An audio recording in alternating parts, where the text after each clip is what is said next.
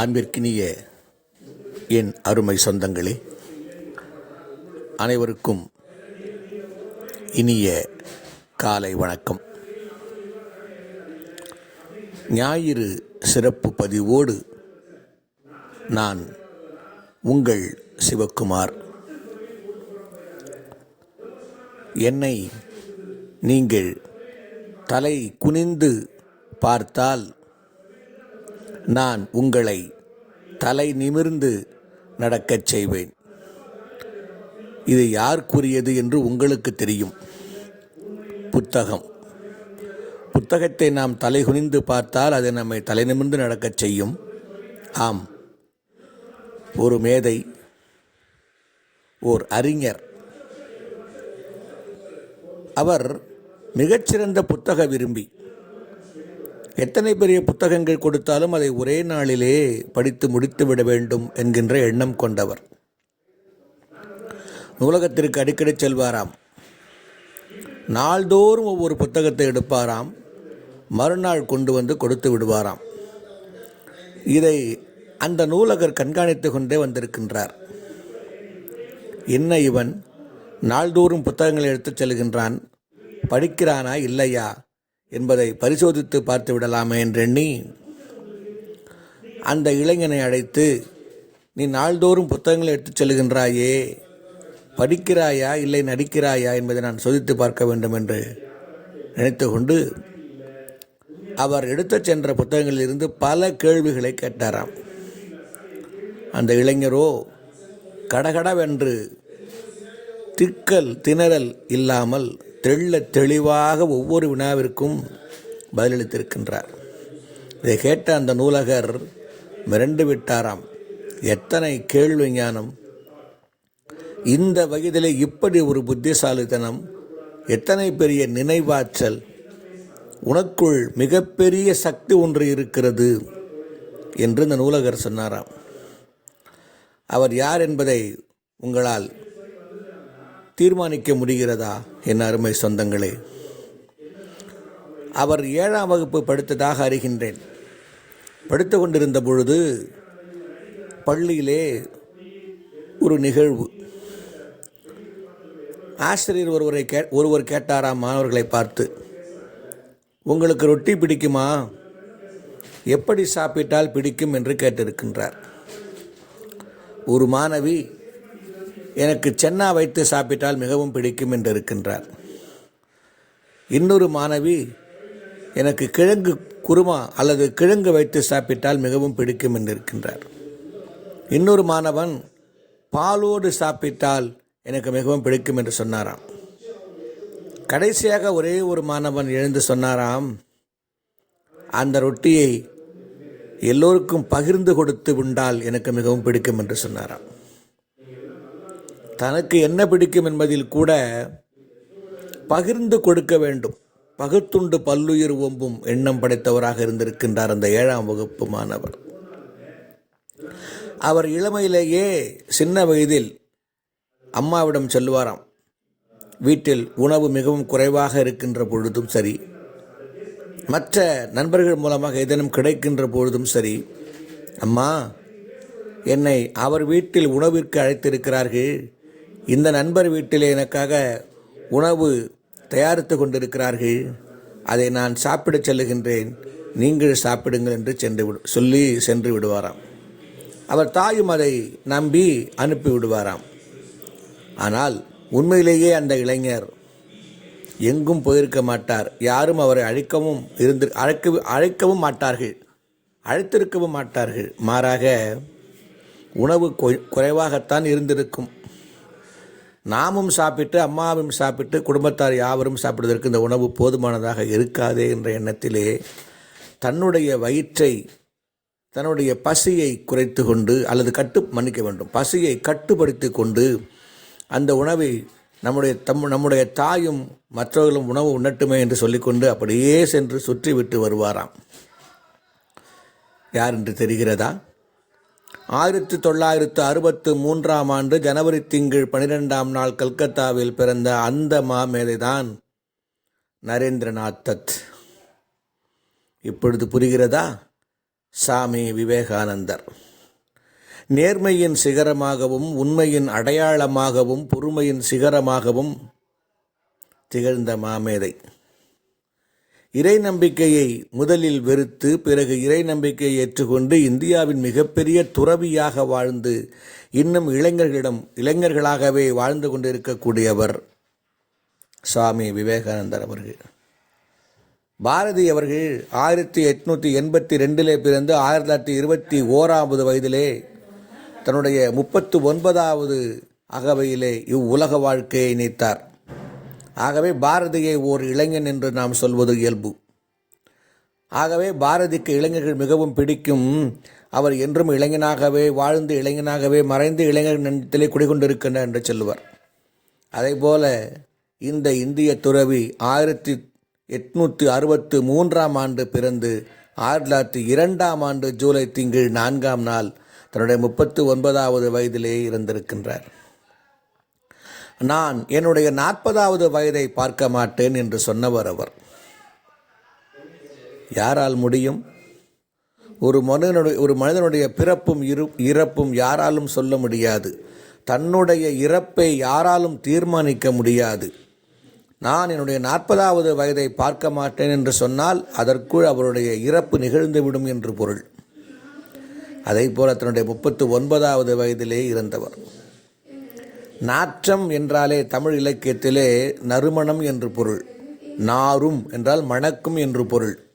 ஆனால் காலப்போக்கிலே அது நாற்றம் என்பது துர்நாற்றம் என்று இன்று காலத்தால் மறுவிவிட்டது போல இந்துத்துவா என்கின்ற கொள்கையை இன்று சிலரால் அது தவறான ஒரு நோக்கத்திலே தவறான ஒரு பொருளை கொண்டதாக மாற்றியிருக்கிறார்கள். ஆனால் இந்து மத கொள்கையை நாகரிகமாக எல்லோரிடமும் பரப்ப வேண்டும் என்கின்ற எண்ணம் கொண்டவர் அவர். அமெரிக்காவுக்கு செல்கின்றார். சிகாகோ மாநாட்டிலே பேசுவதற்காக 1893 ஆமாம் தன்னுடைய 30வது அகவையிலே அமெரிக்கா செல்வதற்கான வாய்ப்பு கிடைக்கிறது. சொந்தங்களே, இங்கு ஒரு செய்தி நான் நினைவூட்ட விழைகின்றேன். அந்த வாய்ப்பையும் அவருக்கு கொடுத்தவர் ராமநாதபுரம் மன்னர் சேதுபதி அவர்கள். அவருக்கு கிடைத்த வாய்ப்பினை விவேகானந்தருக்கு கிடைக்கச் செய்து அவர் செல்லுகின்றார். இவரை பார்த்தவுடனேயே அங்கு யாரும் அவருக்கு பேச அனுமதி கொடுக்கவில்லை. அமெரிக்காவில் பேச வேண்டும் என்று நமக்கு தெரியும். ஆனால் வாய்ப்பு அவருக்கு மறுக்கப்படுகிறது. அவமானப்படுத்தப்படுகின்றார், கொச்சைப்படுத்தப்படுகின்றார். எதை பற்றியும் அவர் கவலைப்படவில்லை, காத்திருக்கின்றார். பேராசிரியர் ஜான் ஹென்றி என்கின்ற ஆங்கிலேயருடைய உதவியால் என்ற கிறிஸ்தவருடைய உதவியால் அவருக்கு பேசுவதற்கு வாய்ப்பு கிடைத்திருக்கிறது. நன்றாக சிந்தியுங்கள்.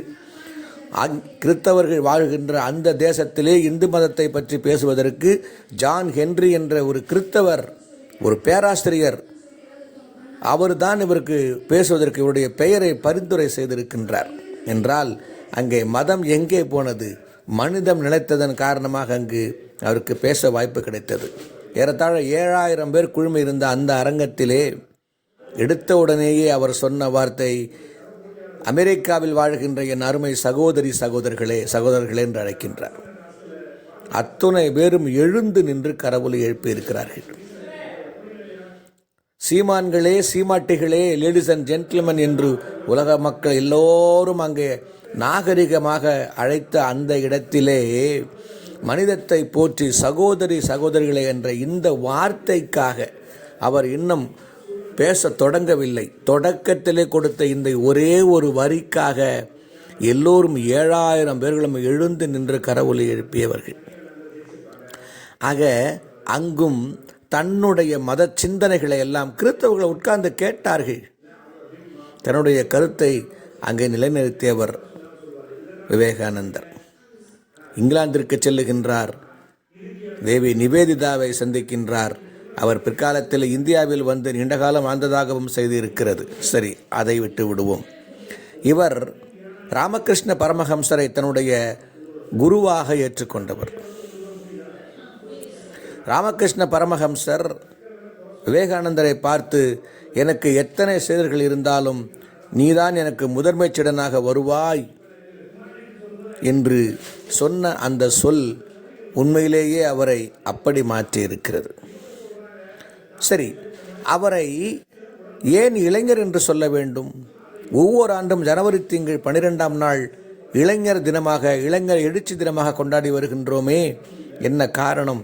அவர்தான் சொன்னார், 100 இளைஞர்களை தாருங்கள், இந்த நாட்டை மாற்றி காட்டுகிறேன் என்று.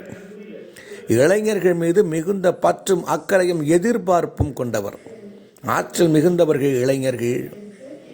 அவர்களால் மட்டுமே இந்த நாட்டை நல்ல முறையில் மாற்றிக்கொண்டு செல்ல முடியும் என்கின்ற எண்ணம் கொண்டவராக அவர் வாழ்ந்திருக்கின்றார்.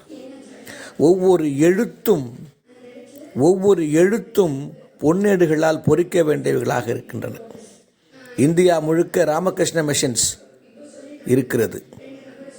அது யாருடைய பெயரில் இருக்கிறது தெரியுமா? அவருடைய குரு ராமகிருஷ்ண பரமஹம்சருடைய பெயரிலே அமைக்கப்பட்ட ஒன்று.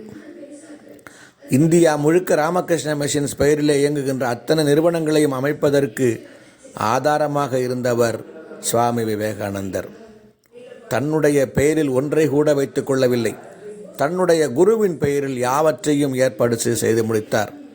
இன்று இருக்கின்ற அரசியல்வாதிகள் அரசாங்க பணத்தில் கூட எத்தனை திட்டங்கள் சட்டங்கள் தீட்டினாலும் செய்தாலும் தன்னுடைய பெயரிலும் தன்னுடைய கட்சியின் பெயரிலும் அடையாளம் வைத்துக்கொள்ள வேண்டும், பெயரிட்டு அழைத்துக் கொள்ள வேண்டும் என்கின்ற எண்ணம் கொண்ட மக்கள் வாழ்கின்ற இந்த நாட்டிலே தன்னை அடையாளம் படுத்தாமல் தன்னுடைய குருவை அடையாளப்படுத்தி எல்லாவற்றையும் செய்து முடித்தவர் சுவாமி விவேகானந்தர் அவர்கள். இளைஞனே, உன்னால் மட்டுமே இந்த நாடை நன்னெறியிலே கொண்டு செல்ல முடியும் என்கின்ற எண்ணம் கொண்டவராக திகழ்ந்தார். அன்பு சொந்தங்களே, உங்களுக்கெல்லாம் ஒரு செய்தி தெரியுமா? அவர் எப்பொழுதுமே தனக்காக வாழ்ந்தது கிடையாது. குறைந்த உணவை கூட தன்னுடைய பெற்றோருக்கும் குடும்பத்தாருக்கும் கொடுத்துவிட்டு தான் பல நாட்கள் பட்டினி கிடந்திருக்கின்றார். சிறு வயதிலேயே தன்னுடைய தந்தையை இழந்து விட்டார். பிறகு அவருடைய தந்தையினுடைய நண்பர் ஒருவரோடு அவங்க இல்லத்தில் தங்கியிருந்திருக்கிறார்கள். ஆனால் அவரும் இறந்து விட்டார். பிறகு அவருடைய சகோதரி, இவர்கள் இங்கிருந்தால் தன்னுடைய வீட்டில் கூட பங்கு கேட்பார்களோ என்ற எண்ணத்தில் அவர்களை வீட்டை விட்டே துரத்துகின்றார்கள். தன்னுடைய தாயும் அவரும் வெளியிலே செல்கிறார்கள். இந்த சூழ்நிலையிலே அவருடைய சகோதரி ஒருவர் தற்கொலை செய்து இறந்து விடுகின்றார். எத்தனை துன்பங்கள், எத்தனை துயரங்கள் இந்த மனது, இந்த இதயம் தாங்கிக் கொள்ளுமா? எல்லாவற்றையும் தாங்கிக் கொண்டார். வேதனைகளை எல்லாம் ஓரம் தள்ளினார். தன்னுடைய இலக்கு எதுவோ அதை மட்டுமே நோக்கி பயணித்தார். நல்ல சிந்தனைகளை எல்லாம் வாரி வாரி வழங்கினார். தான் இளங்கலை படித்த காலத்திலேயே தன்னையும் சேர்த்து பல இளைஞர்களுக்கு வேலை வாய்ப்பு கிடைக்கவில்லையே என்ற வேதனையிலே கடவுளே இல்லை என்று சொன்ன அவர் போக போக தன்னிலை மாறி ராமகிருஷ்ணரை கண்டதற்கு பிறகு அந்த இறைபக்தி என்பது உச்சத்திலே சென்று தன்னுடைய இறப்பின் நாளை கூட ஆண்டை கூட தன்னால் உணரக்கூடிய நிலையிலே வந்தவர்தான் நம்முடைய சுவாமி விவேகானந்தர் அவர்கள். தீர்க்கதரிசி, முக்காலத்தை உணர்ந்தவர்கள் நாம் தீர்க்கதரிசி என்று சொல்லுவோம். அதே போல முக்காலத்தையும் உணர்ந்த ஒரு மிகப்பெரிய துறவி நம்முடைய சுவாமி விவேகானந்தர் அவர்கள். எத்தனை பெரிய ஞானம் வேண்டும் தெரியுமா? அவருடைய சிந்தனைகளை எல்லாம் கேட்க கேட்க படிக்க படிக்க என்றுமே சிறப்பாக இருக்கும். உண்மைக்காக நான் எதையும் இழப்பேன், ஆனால் எதற்காகவும் உண்மையை இழக்க மாட்டேன் என்று சொல்லி பல சிந்தனைகளை எல்லாம் பொன்மொழிகளை போன்று வாரி வழங்கியவர் விவேகானந்தர் அவர்கள். ஒரு செய்தி தெரியுமா? அவர் சமுதாயத்தை பற்றி சிந்தித்தார், நாட்டை பற்றி சிந்தித்தார், மதத்தை பற்றி சிந்தித்தார். ஆனால் ஒன்றை மட்டும் மறந்துவிட்டார், தன்னுடைய உடல் நலத்தை பற்றி கொஞ்சம் கூட அவர் கவலைப்படவில்லை. தான் இறக்கின்ற சமயத்திலே அவர் உடலில் இருந்த நோய்கள் எத்தனை தெரியுமா? 31 வியாதிகள், 31 நோய்கள் அவர் உடலிலே இருந்தன, உடம்பிலே இருந்திருக்கிறது. எந்த நோய்க்கு மருந்து செய்ய முடியும், மருத்துவம் பார்க்க முடியும்? அவர் தன்னை நினைக்கவில்லை. தன் உடலை பற்றியோ தன்னுடைய வாழ்க்கையை பற்றியோ இம்மி அளவும் கவலை கொள்ளாமல் இருந்த ஒரு மிகப்பெரிய பொதுநலவாதி நம்முடைய விவேகானந்தர் அவர்கள். அவருடைய பிறந்த நாள் நாளை 12ஆம் நாள், ஜனவரி மாதம் 12ஆம் நாள் வரை இருக்கிறது. இளைஞர்களை மையப்படுத்தி இளைஞர்களால் மட்டுமே இந்த நாடு வளர முடியும், முன்னேற முடியும் என்ற எண்ணம் கொண்ட அந்த இளைஞர் அவருடைய புகழ் எத்தனை நூற்றாண்டு ஆனாலும், எத்தனை 1000 ஆண்டுகளை கடந்தாலும், இந்தியாவின் வரலாறு இருக்கின்றவரை விவேகானந்தருடைய வரலாறும் இந்திய வரலாற்றில் அடங்கும். அதனை நம்முடைய நாட்டிலே இருக்கின்ற இளைய சமுதாயம் உணர வேண்டும், அவரை வாசிக்க வேண்டும், அவரை நேசிக்க வேண்டும், அவர் வழியில் செல்ல வேண்டும். அவர் வழியில் சென்றால் இந்த நாடு நலம் பெறும். மகாத்மா காந்தி அவருடைய வாழ்க்கை வரலாறும் அவருடைய உரைகளும், நேதாஜியுடைய வாழ்க்கை வரலாறும் அவருடைய உரைகளும் நீங்கள் கேட்டீர்கள் என்று சொன்னால், அது முழுக்க முழுக்க விவேகானந்தர் என்ன சொன்னாரோ அது அப்படியே இருக்கும். அப்படிப்பட்ட மகான்கள் எல்லாம் செய்து காட்டிய விவேகானந்தருடைய பொன்மொழிகளை, செந்நெறியை உணர வேண்டும். அதை நம் போன்ற ஆசிரியர் பெருமக்கள் இளைய சமுதாயத்திடம் கொண்டு போய் சேர்க்க வேண்டும் அல்லது கடத்த வேண்டும். அவருடைய பொன்மொழிகள் மூலமாக இளைய சமுதாயத்தை திருத்தி செம்மைப்படுத்தி நாட்டிற்கும் வீட்டிற்கும் உகந்த இளைஞர்களாக உருவாக்குவதற்கு நாமும் ஒரு விதத்தில் பாடுபடுவோமாக. அன்பு சொந்தங்களே, நன்றி, வணக்கம்.